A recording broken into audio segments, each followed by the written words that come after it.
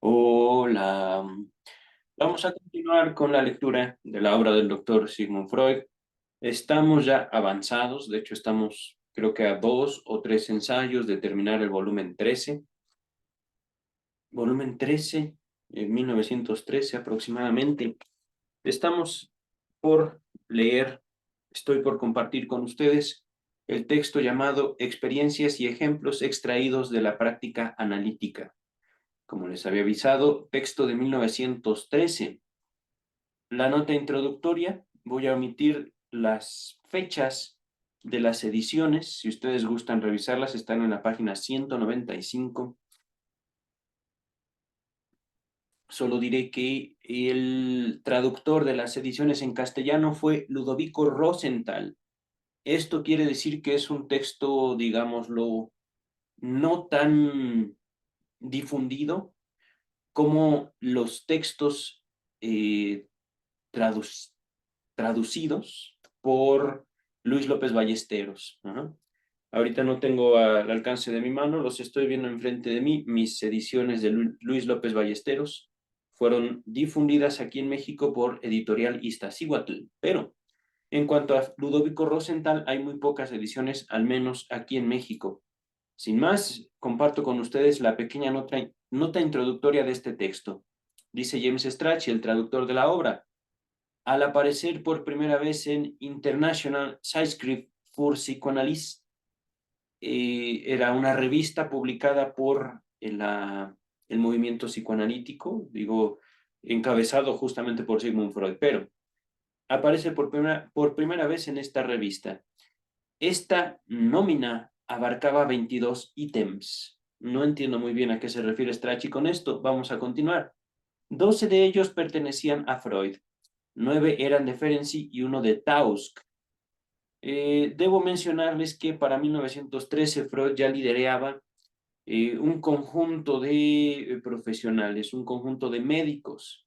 Recordemos que cuando el psicoanálisis nace, es una técnica médica. Como tal, la psicología como la conocemos al día de hoy no existía. Al día de hoy estoy hablando de, mmm, diré nada más diciembre del 2012.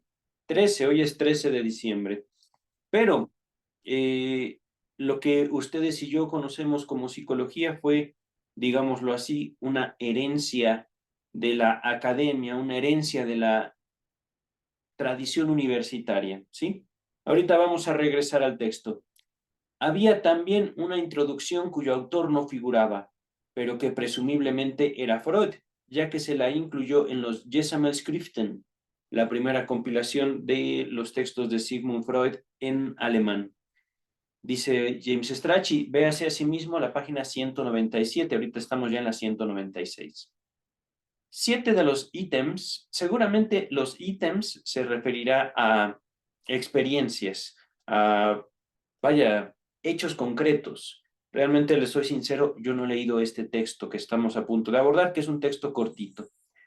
Repito, 7 de los ítems fueron de Freud, fueron luego agregados con muy pequeñas variantes a la cuarta y siguientes ediciones de la interpretación de los sueños, publicada por primera vez en 1900. La introducción y 4 de los ítems de Freud se reimprimieron en la Gesammelschriften y en Gesammeltwerk, aunque en realidad uno de ellos ya había sido incorporado a la interpretación de los sueños. Quedan así 2 ítems, los números 4 y 21, que nunca fueron reimpresos en alemán. Aquí se transcribe todo lo que en la versión original pertenecía a Freud.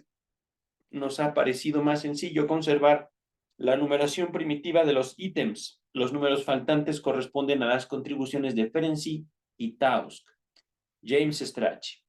Comenzamos entonces en la página 197. Las siguientes serán palabras del doctor Sigmund Freud. La colección de pequeñas contribuciones de la que aquí ofrecemos una primera tanda requiere algunas palabras introductorias. Los casos clínicos en los cuales el psicoanalista hace sus observaciones poseen desde luego valor desigual en cuanto a aumentar la riqueza de sus conocimientos. Los hay Repito, los hay en que debe aplicar todo lo que él sabe y no aprende nada nuevo. Otros le presentan ya lo ya consabido con una particular nitidez y bien aislado. De suerte que a estos enfermos no solo debe corroboraciones, sino también ampliaciones de su saber. Hay derecho a conjeturar que los procesos psíquicos que uno quiere estudiar no son diversos en los casos del primer tipo que en los del segundo, pero uno preferiría describirlos en estos casos favorables y transparentes. Verán ustedes, el doctor Freud, les decía, para estos tiempos ya tenía discípulos, ya formaba parte de una escuela nueva de pensamiento a raíz de su práctica médica, no psiquiátrica, no psicológica, sino como médica. En muchas ocasiones he comparado el psicoanálisis con una secta religiosa.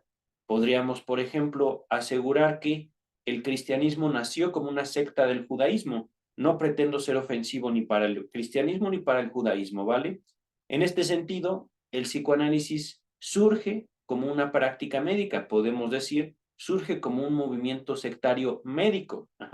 Es decir, dentro del gran conjunto de la medicina, ¡pup!, nace el psicoanálisis, como un hijo de, para no usar tampoco tanto la palabra secta, no tratando de desacreditar ni a Freud ni al movimiento analítico, ni a su creación, ciertamente.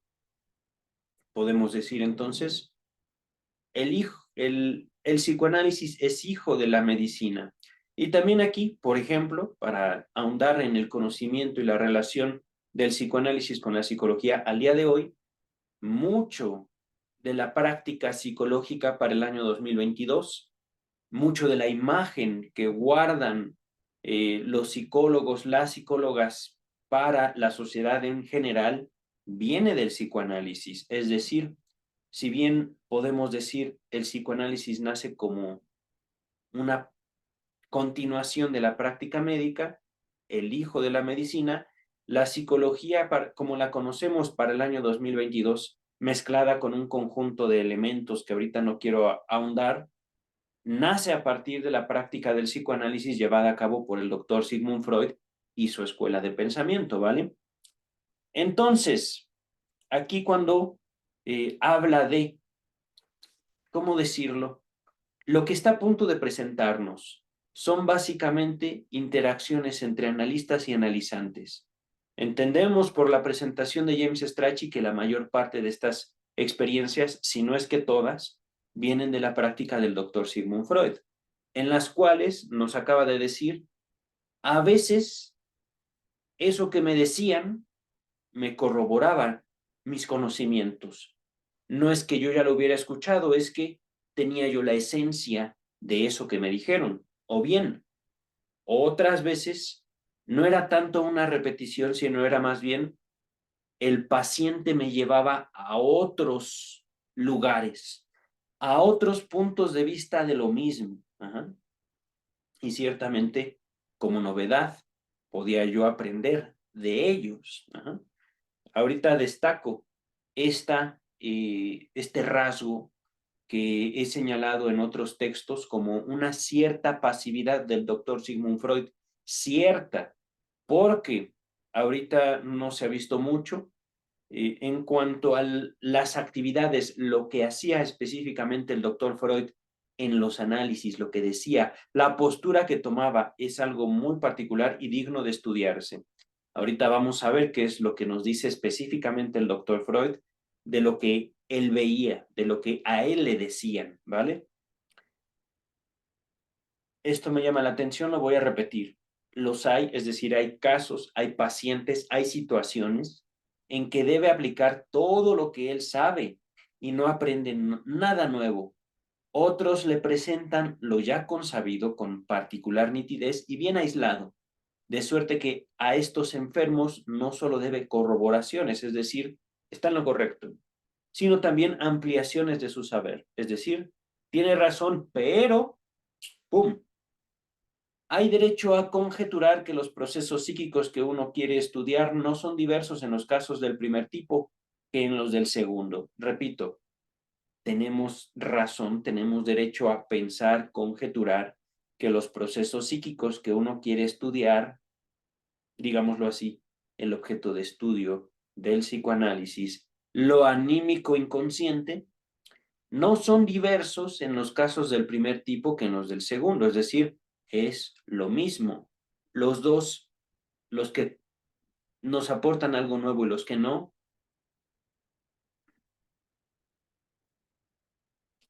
es a partir de lo reprimido. Ajá. No, recordemos, reprimido no conforme a una educación, sino reprimido conforme a una dinámica psíquica. Algo que hacemos para procurar una identidad. Ajá. Ahorita vamos a continuar. Repito, hay derecho a conjeturar que los procesos psíquicos que uno quiere estudiar no son diversos en los casos del primer tipo que en los del segundo, pero uno preferiría describirlos en estos casos favorables y transparentes. También la historia evolutiva supone que en el reino animal la segmentación del huevo se produce del mismo modo en los que presentan pigmentación intensa, desfavorables para la indagación, que en los de pigmentación escasa, que ella escoge como objetos de estudio. Aquí el doctor Freud se ha puesto biólogo, recordemos que era parte de su formación médica, y esto ahorita no lo había pensado en los videos pasados que hablamos sobre el interés del psicoanálisis. El doctor Freud hace estas observaciones muy cimentadas en el campo biológico, porque era parte, digamos, del estudio de la medicina en sus tiempos. Seguramente para el día de hoy no debe ser distinto, pero viene aquí hablando de esta diferencia entre los huevos, literalmente huevos, no testículos, no estamos hablando de el estudio de la biología, ajá, no de la anatomía humana. Mm, Digo, en México este comentario tiene mucho contexto, pero al respecto de esta frase, huevos con pigmentación intensa, es decir, oscuros, a otros más claros que permiten el mejor estudio, la mejor observación, viene la nota a pie de página número 1. Nos dice el traductor, la misma analogía, explicándola con los huevos de, entre comillas, erizo de mar, fue utilizada por Breuer con idéntico propósito al resumir el caso de Ana O en estudios sobre la histeria. Véase Freud, Breuer, 1895. Ese estudio ya lo tenemos, aunque solo por esta referencia yo no recomendaría todo el estudio sobre la histeria. Continúa el traductor. Ello podría tomarse tal vez como una confirmación indirecta de que estas palabras introducidas pertenecen a Freud. A mí al menos esta indagación que hace el alumno y traductor de Sigmund Freud, James Strachey, me parece un tanto ociosa, pero démosle el beneficio de la duda. Regresamos al texto principal. Ahora bien, los numerosos buenos ejemplos que en el trabajo cotidiano corroboran al analista por él consabido se pierden casi siempre. A ver otra vez. Los numerosos buenos ejemplos que en el trabajo cotidiano corroboran al analista lo por lo él consabido, así está escrito terriblemente, pero continuamos. Es decir, estos numerosos casos que casi siempre ocurren en la práctica analítica, donde se confirma lo que el analista o la analista ya sabe, casi siempre se pierden, pues su inserción dentro de un nexo a menudo debe aguardar mucho tiempo.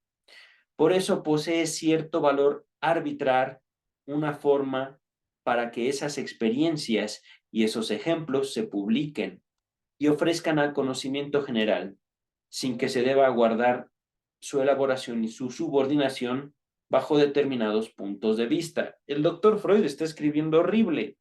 Le soy sincero, me extraña mucho del doctor Freud.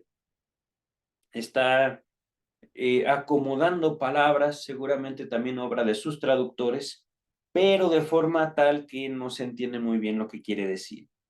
En otras palabras, estamos aproximándonos a una práctica bastante cuestionable, bastante oscura. Oscura, de hecho eso uso estas palabras para describir el psicoanálisis en mi propio libro. Oscura, no por, digamos, el secreto profesional, no por defender la intimidad de los pacientes, sino oscura porque lo que ocurre durante un psicoanálisis es una dinámica, cuando uno la vive es muy clara, muy directa, ¡pum! Y es por lo que les puedo decir, gira en torno al deseo, porque lo viví.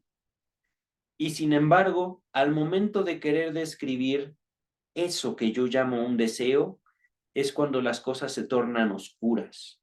Cuando yo quiero transmitirles, digamos, imaginando que ustedes son doctores, que ustedes quieren practicar eso que toca el deseo humano, entonces busco acomodarme, busco replantearme, busco desconocer eso que yo ya viví de forma tal que pueda transmitirse, que pueda entenderse esta dinámica que ocurre entre dos personas y solo dos personas, ¿vale?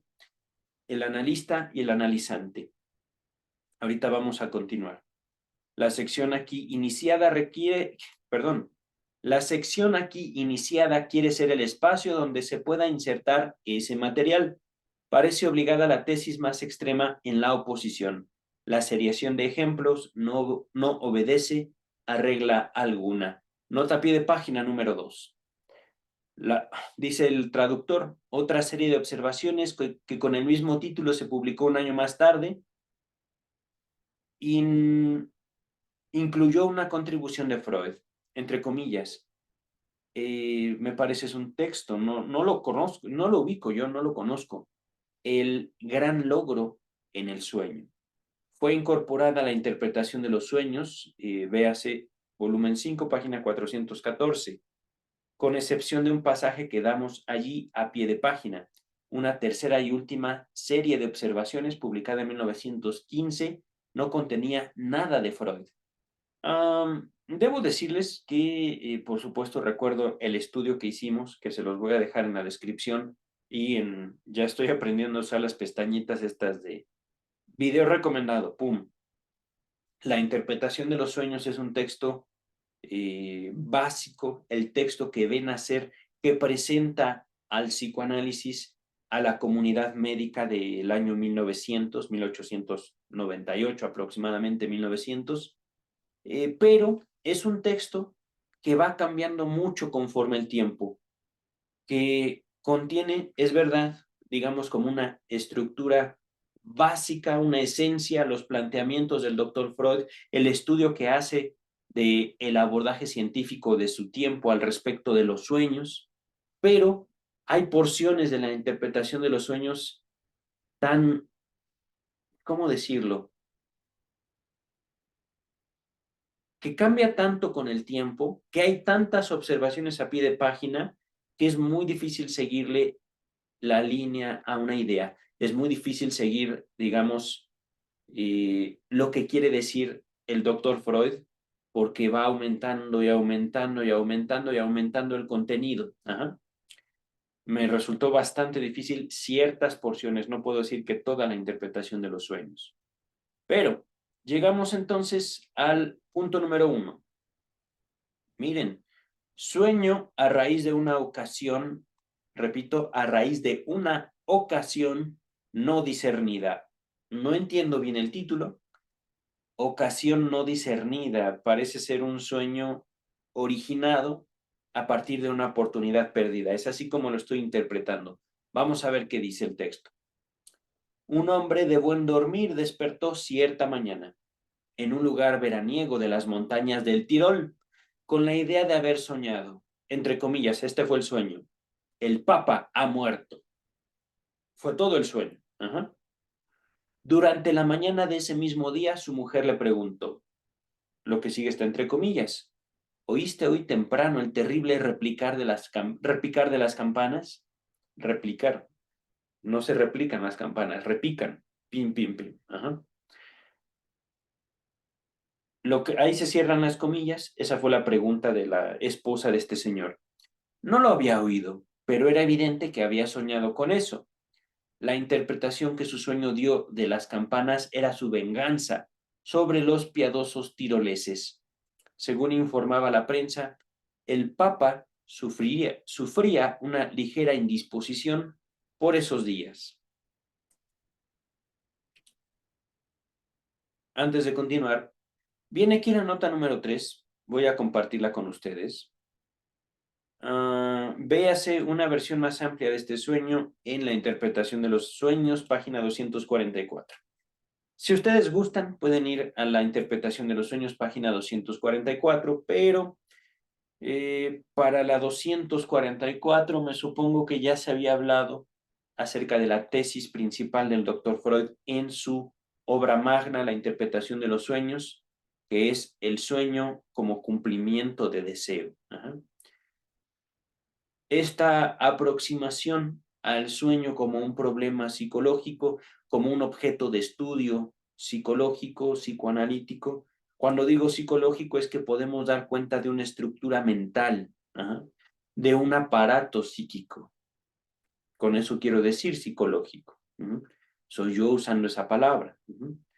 No como un objeto de estudio, digámoslo así, de una ciencia estadística. Aquí justamente distingo la psicología como algo que nos permite dar cuenta de la mente humana y la psicología también como una ciencia que pretende sostener sus postulados en base al estudio estadístico. Podemos, gracias a la universidad y este comentario, distinguir estas dos clases de psicología. Ahorita, regresando al texto,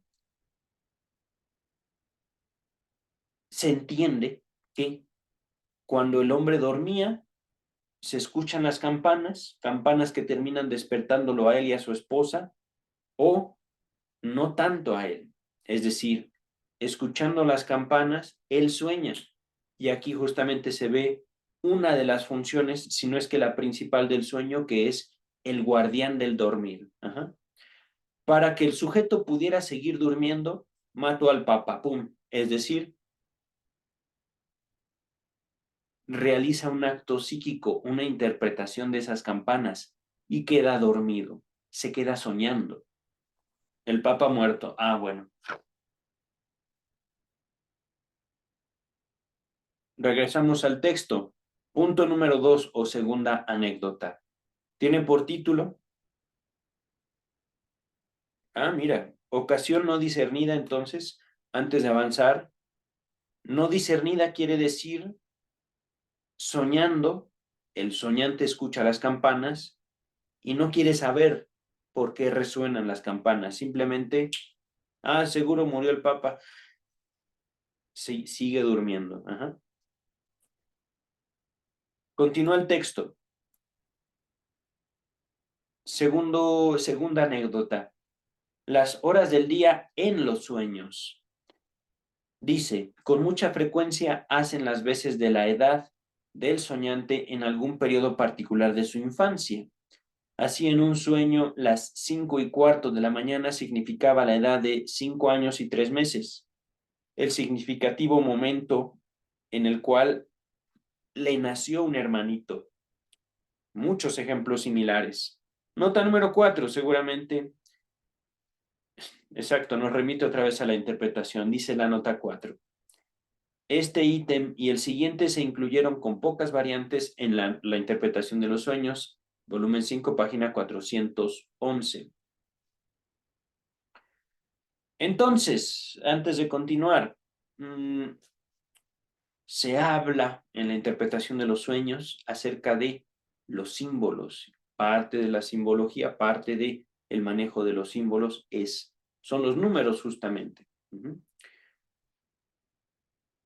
En este caso, podría yo, antes de identificar un deseo, antes de identificar un motivo o una voluntad, señalar justamente cómo podemos ligarnos no solo con los años, no solo con los números, sino básicamente con el lenguaje en general a partir de nuestra experiencia orgánica. Esto lo voy a dejar como un comentario muy breve, posiblemente muy abstracto, para continuar con el texto. La figuración de edades en los sueños. Dice el texto, una mujer sueña que, se destaca, anda, es decir, camina, con dos niñas pequeñas, cuya diferencia es de 15 meses. Ahí finaliza el sueño. Ajá. La soñante no encuentra ninguna familia conocida a la que esto se le aplique. Ella misma interpreta que las dos niñas figuran a su propia persona, es decir, se parecen a mí. Ajá. Y el sueño le dice que los acontecimientos traumáticos de su infancia estuvieron separados por ese lapso, a los 3 años y medio y a los 4 años y 9 meses. Nuevamente un sueño donde 15 meses, aquí es tomado literalmente. Ajá. 15 meses tenía ella cuando ocurre el primer evento traumático y, perdón, no tenía 15 meses, tenía una cierta edad y 15 meses después ocurrió otro evento fuerte para ella. Número 4 o cuarta anécdota. Posición al despertar de un sueño. Una mujer soñó que estaba acostada de espaldas y con las plantas de sus pies presionaba los de otra mujer. El análisis hizo presumir que probablemente estaba pensando en escenas de cabriolas infantiles, es decir, juegos. Cabriolas, ¿cómo describir las cabriolas? Vamos a continuar, ¿vale? Con las cuales sustituyó el recuerdo de la observación de un acto sexual. Cabriolas, juegos físicos, juegos, ¿vale? No es un tipo de conducta sexual entre dos niños. Sin embargo, esto de sustituyó el recuerdo es justamente una propuesta del doctor Freud, una propuesta teórica. Es decir, la paciente sueña que se encuentra, digámoslo así, jugando con los pies de otra mujer. Sus pies tocan los pies de otra mujer. Ajá. Pies. Lo que el doctor Freud interpreta puede no ser un recuerdo verdadero, puede más bien ser un recuerdo falso, un recuerdo encubridor, en el cual usted recuerda cierta posición sexual, cierta práctica, entre quién no sabemos. Ajá. Vamos a continuar. Al despertar, la mujer se dio cuenta de que, por el contrario, yacía sobre su abdomen con los brazos cruzados, imitando así la posición de un hombre y su abrazo. La posición de un hombre, no lo entiendo yo realmente. Miren, pasamos de la... A ver, permítanme. Sí. Pasamos del cuarto ítem, del cuarto recuerdo, la cuarta escena, a la 9. Les digo que va a ser un texto corto. Esta tiene por título Dos habitaciones y una habitación. Simplemente dice lo siguiente. Tuvo un sueño en que vio dos habitaciones familiares que habían sido convertidas en una. Nada fáctico, es decir, nada al soñante no se le ocurre nada real. Ajá. Ningún evento real que implique dos habitaciones convertidas en una. El sueño apunta a los genitales femeninos y el ano, que, de niño, él había considerado como un espacio único, la, entre comillas, cola, es decir, para él, que no tenía conocimiento en su infancia de la anatomía femenina, el ano y los genitales femeninos eran exactamente lo mismo. Ajá. Continúa el texto, de acuerdo con la teoría infantil de la cloaca, entre comillas. Mientras que ahora se sabe que forman dos cavidades y orificios separados. Una figuración invertida. Nota número 5, vamos a ver qué dice aquí. Este ítem y el siguiente se incluyen en la interpretación de los sueños, página 600 y 601. Perdón, 360 y 361. Aquí, por supuesto, y es otro ejemplo de cómo el paciente, no estamos hablando de Freud. Freud, de hecho, fue quien propone esta línea de pensamiento, esta, ¿cómo decirlo? Característica del lenguaje en el cual manifestaciones, formaciones, representaciones, figuraciones se hacen a partir de experiencias, de creencias y todo justamente colocando al cuerpo, al individuo en relación a su propio cuerpo y el cuerpo de los demás en este tipo de, ¿cómo decirlo? No solo es sueños, estamos hablando de representaciones, estamos hablando de apropiaciones, abstracciones, es decir, conozco el mundo conforme me voy apropiando de mi cuerpo y conozco o creo conocer, me despierta interés, incomodidad, me despierta algo el cuerpo ajeno. Ajá. Y lo represento de cierta manera. De hecho, si mal no recuerdo, vimos en la interpretación de los sueños, sueños de casas, justamente. Aquí se habla de habitaciones en la interpretación de los sueños. Yo recuerdo las casas, es decir, la representación del cuerpo como una casa o la casa representando mi propio cuerpo. Ajá. Ahorita vamos a continuar con el texto. 10º ítem. Símbolo del manto. Dice, en sueños de mujeres se ha demostrado sin ninguna duda que un manto, entre paréntesis, mantel, es símbolo de un hombre. ¿Acaso la homofonía, es decir, que suenan igual, de las palabras, tenga algo que ver con esto? Man, con doble N, hombre. Nota número 6. Esto es objeto de un ulterior examen, nos dice Strachey, en la conferencia número 29 de las nuevas conferencias de introducción al psicoanálisis. Véase volumen 22, eso no lo hemos leído, pero antes de avanzar, debo comentarles que el psicoanálisis tuvo la mala fortuna de ser creado, de ser fruto de un doctor con las capacidades y la cultura del doctor Sigmund Freud. Digo la mala fortuna porque, de hecho, en la interpretación de los sueños, un comentario que hizo este caballero, el doctor Freud, fue, el psicoanálisis solo puede ser practicado en alemán, cosa que él contradice inmediatamente. Resulta que, antes de avanzar, el doctor Freud era políglota, es decir, hablaba muchas lenguas. Hablaba alemán, francés, español, italiano, inglés.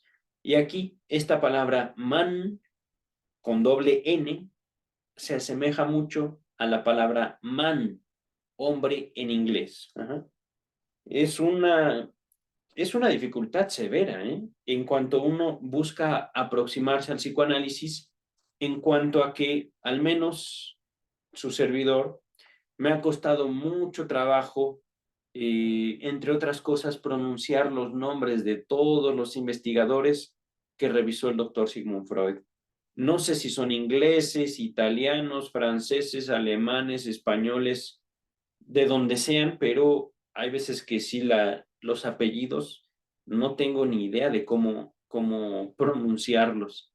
Y no solo eso, sino que también el doctor Freud, particularmente en el chiste y su relación con lo inconsciente, estudio que ya hicimos, eh, se le dificulta mucho a veces transmitir el carácter gracioso de los chistes justo porque los chistes van unidos no solo a un momento, no solo a una intención, sino también a un manejo del lenguaje. Creo que fue un gato lo que escuché, pero vamos a continuar. Pasamos de la anécdota 10 a la anécdota 13. Dice, pies, entre paréntesis, zapatos, abochornados. Abochornados, creo yo, significa como avergonzados, apenados. Vamos a ver qué dice el texto. Tras varios días de resistencia, sí, sí era un gato. Se están peleando. Se están peleando o amenazan con pelearse los gatitos, este pequeñín. Creo que sí se ve mi perrito. Sí, sí, sí se ve. Se alteró, se espantó, pero bueno, ahorita estamos encerrados. Los gatitos se pueden pelear, a nosotros no nos preocupa tanto. Repito, tras varios días de resistencia, la paciente informa que se ofendió muchísimo porque un joven con quien se topa con regularidad en las cercanías de la casa del médico y que suele contemplarla admirativamente, la última vez arrojó una mirada de desprecio a sus pies, es decir, ¡ay, qué feos pies! No lo dijo, pero la paciente interpreta eso en la mirada. Ajá. En verdad, no tiene motivo alguno para avergonzarse de sus pies. Es decir, Freud dice, sus pies no están feos. Simplemente, no dice, ¡ay, qué bonitos pies! No, no están feos, no están deformes ni nada. No, no tienen lo que puedan tener los pies. Ella misma aporta la solución luego de confesar que creía que ese joven era hijo del médico. Por tanto, a consecuencia de la transferencia, le subroga a su hermano mayor que ella. Aquí es parte de la dificultad.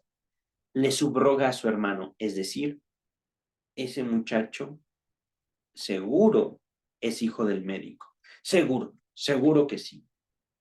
Fíjense, he ahí la interpretación. Y no es una interpretación de Freud, viene de la paciente. Es que, mire, yo ya lo coloqué a ese joven que me miró los pies como mi hermano. Y qué cara hay con mi hermano. Envidia me da mi hermano mayor.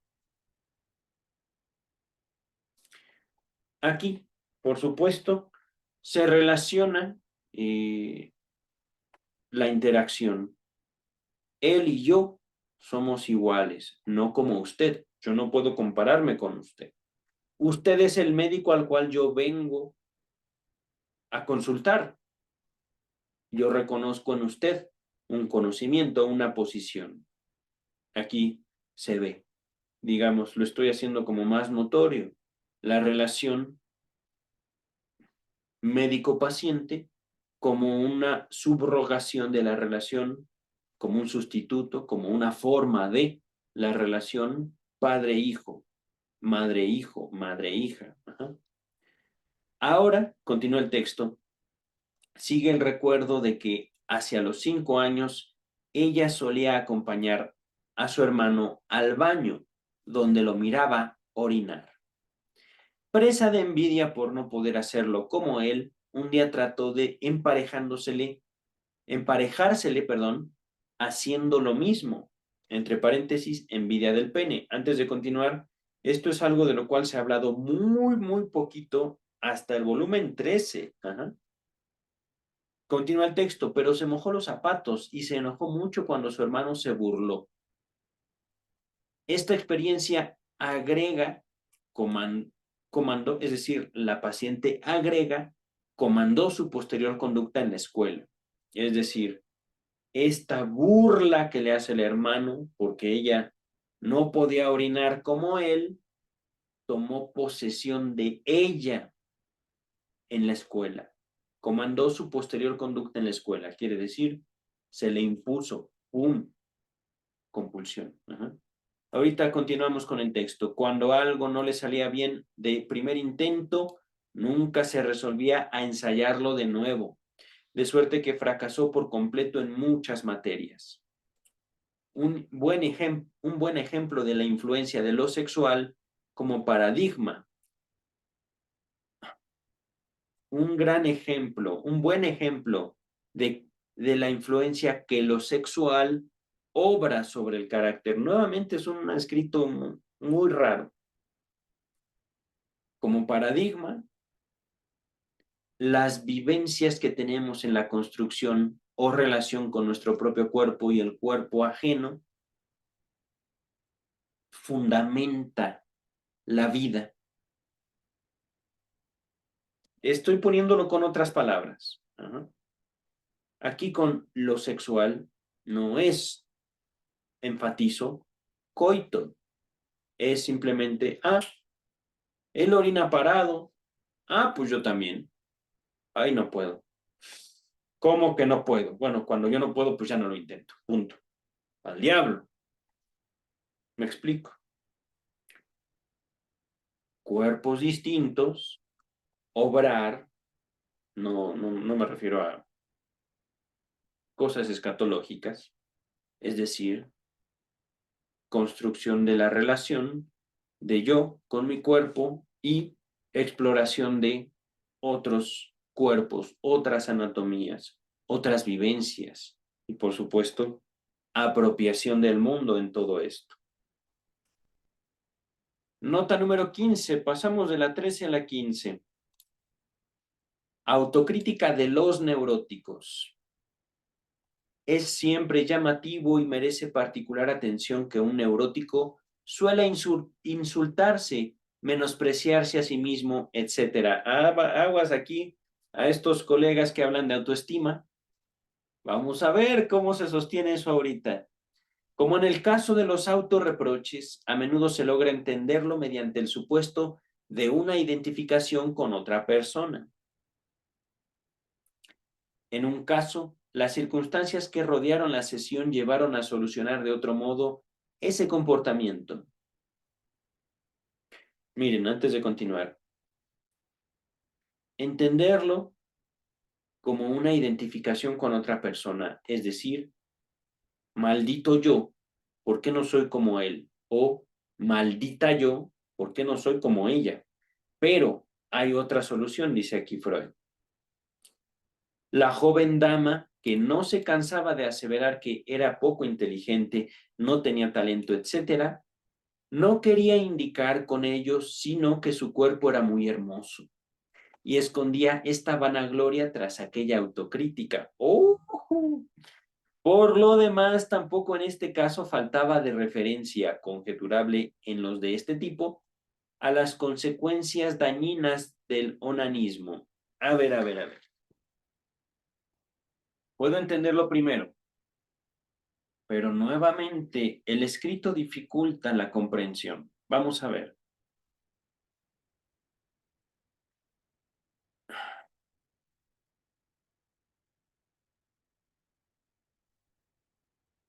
Voy a simplificar esta última parte del ejemplo 15. En este caso, en donde yo digo, qué tonto, qué estúpido soy, lo estoy diciendo para ocultar un juicio que podría ser criticado por los demás. Qué bello, qué inteligente, qué maravilloso soy. Por poner el ejemplo, tomando el caso de la joven dama. Dice literal, es, este caso, no, en este caso no falta,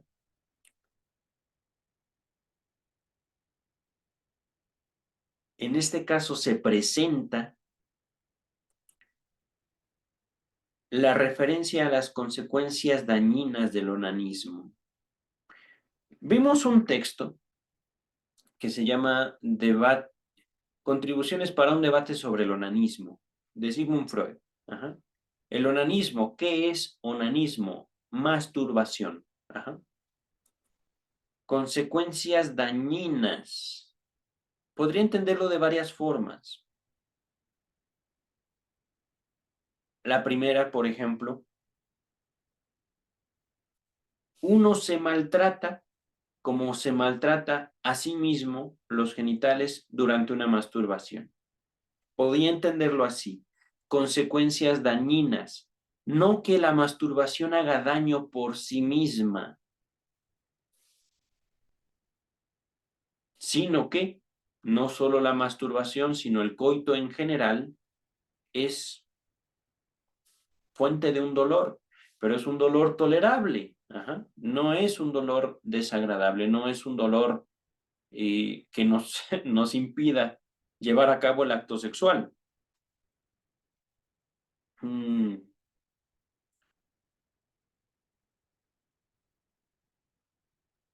referencia a las consecuencias dañinas del onanismo.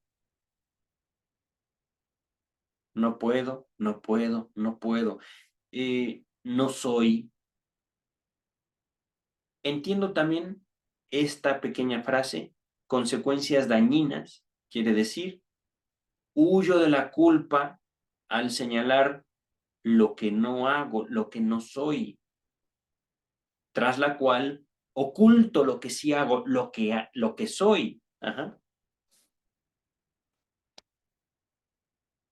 Y esto justamente como una fachada. Creo que lo hemos llegado ahorita a comprender. Nota 19, o perdón, no, no es nota, es ejemplo, ítem 19. Miramiento por figurabilidad me lleva. Figurabilidad, de hecho hay un capítulo de la interpretación de los sueños que se llama exactamente igual, el miramiento por la figurabilidad. En la interpretación de los sueños se hablaba de figurabilidad como la capacidad de presentación de las abstracciones, es decir, no soñamos las cosas que soñamos por azar, ajá, sino porque somos capaces de hallar una forma de presentarnos a nosotros mismos nuestro deseo, nuestro conflicto, cosas. Ajá. Dice este breve texto, el soñante saca al descubierto a una mujer por detrás de la cama, es decir, le da la preferencia. Él, un oficial, se sienta a una mesa enfrente del emperador. Se pone en oposición al emperador. Entre paréntesis, padre, es decir, el símbolo del padre. Ambas figuraciones fueron traducidas por el soñante mismo, nota número 7. Estos dos ejemplos aparecen en la interpretación de los sueños. Me lleva. Página 410 del volumen 5. Miramiento por figurabilidad. Ahorita leí el texto sin introducir las palabras en alemán. Lo voy a hacer ahorita con las palabras en alemán. El soñante saca al descubierto del alemán, lo voy a latinizar, herbosiehen, a una mujer por detrás de la cama, es decir, le da la preferencia, la reconoce, le da su atención. Preferencia del alemán Vorsiechen, la primera descubierto y la segunda preferencia. Son dos palabras. Verborsiehen, descubierto. Preferencia, Vorsiechen. Ajá.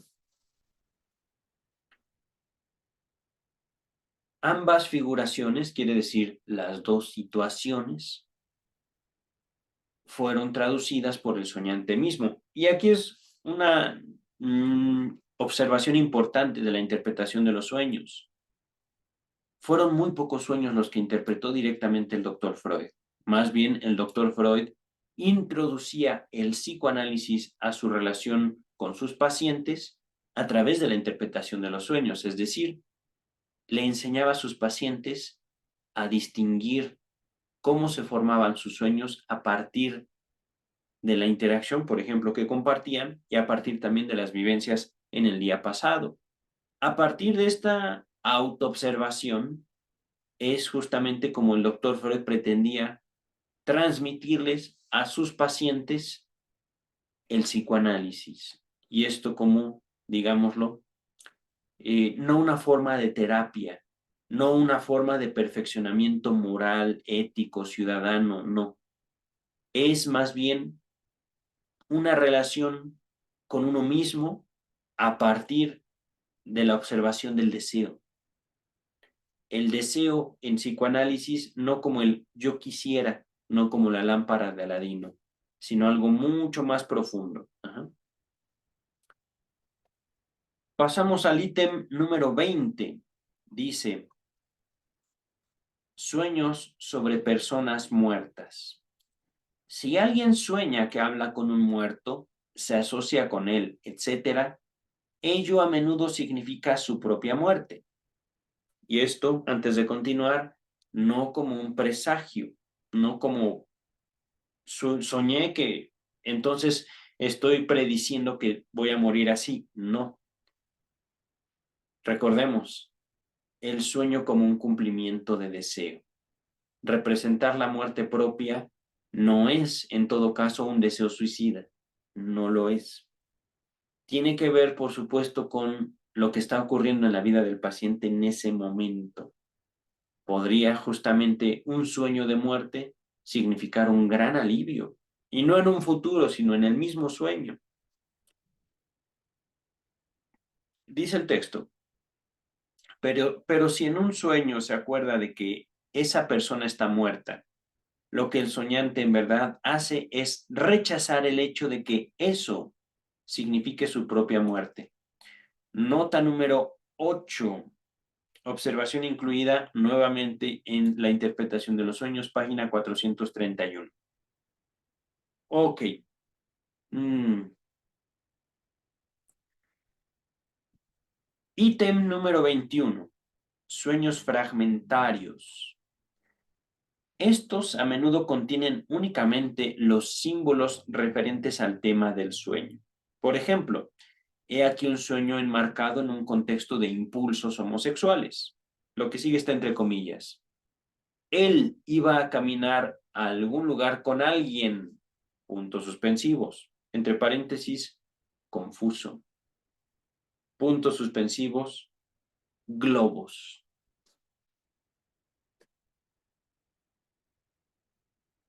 Cuando dice puntos suspensivos, es decir, una pausa, silencio, lucha, es decir, como que ah, ah, globos, globos, impulsos homosexuales, ¿vale? Podría decirles es que eso no tiene mucho sentido, pero hay que leer la interpretación de los sueños para dar un mayor contexto. Ajá. Ahorita les puedo justamente también presentarlo así. No solo hablamos de símbolos, no solo hablamos de cuerpo, hablamos también de representaciones, manifestaciones. Y esto tiene que ver mucho con la cultura, no del doctor Freud, sino del paciente. ¿Qué asocia usted con globos? Yo podría entender, por ejemplo, algo que se infla, se vuelve grande y potencialmente explota, como un pene en la relación sexual. No que los penes exploten, sino que después de crecer, expulsan el semen y luego se hacen chiquitos. Pero eso es mi asociación. Dígame usted, ¿qué es eso que se infla? Ajá. Ahorita regresamos al texto, ¿vale? La última, el ítem número 22 nos dice, emergencia en el sueño de síntomas patológicos. Dice, los síntomas patológicos como la angustia, etcétera, en el sueño parecen querer decir universalmente, lo que sigue está entre comillas. Por eso, dentro del nexo de los elementos oníricos precedentes, me he enfermado. Repito, por eso me he enfermado. Refiriéndose a eso, al nexo, el lugar Literalmente dice dentro del nexo de los elementos oníricos precedentes. Es decir, nosotros soñamos. Tas, tas, tas, tas, tas, tas. Ah, por eso me enfermé. Por eso. Continúa el texto. Este soñar corresponde entonces a una continuación del análisis en el sueño. ¡Oh! Oh, oh. Ah, les comentaré que he estado teniendo sueños muy fuertes después de la lectura de Tótem y Tabú, pero es también lo bello. Finalizamos con esto en la página 201. Estamos a 201. Vamos a terminar el volumen 13 en la 250. Ya no estamos nada lejos de terminar el volumen 13. Y viene el volumen 14, un volumen que ya nos da cuenta de esa transición, de ese cambio que ocurrió tanto en el doctor Freud como en su movimiento, no tanto en su teoría. De hecho, algo asombroso es que desde el primer texto psicoanalítico, la teoría freudiana se modifica realmente muy poco. Hablamos, por ejemplo, de una primera tópica, de una segunda tópica, ya hablaremos de eso en otro momento, pero en cuanto a la teoría, es decir, aquello que le permitió al doctor Freud decir el sueño es un cumplimiento de deseo en la interpretación de los sueños, no se modifica, su sustancia, su esencia. Por el momento basta. Hemos abordado experiencias, ¿cómo decirlo? Puntuales, un tanto oscuras, si es que no están preparados con la lectura de la interpretación de los sueños. Procuré hacerlo más inteligible, pero justamente lo central es lo inconsciente. No hay psicoanálisis si no hay una comprensión, un acercamiento a lo que el doctor Freud quiso decir cuando dijo inconsciente, ¿vale? Por el momento es todo. Vamos a dar por finalizado este pequeño estudio para continuar con el siguiente texto que ya lo cerré. Un texto también corto, Fast Reconnaissance. Nos vemos en el próximo video. Cuídense.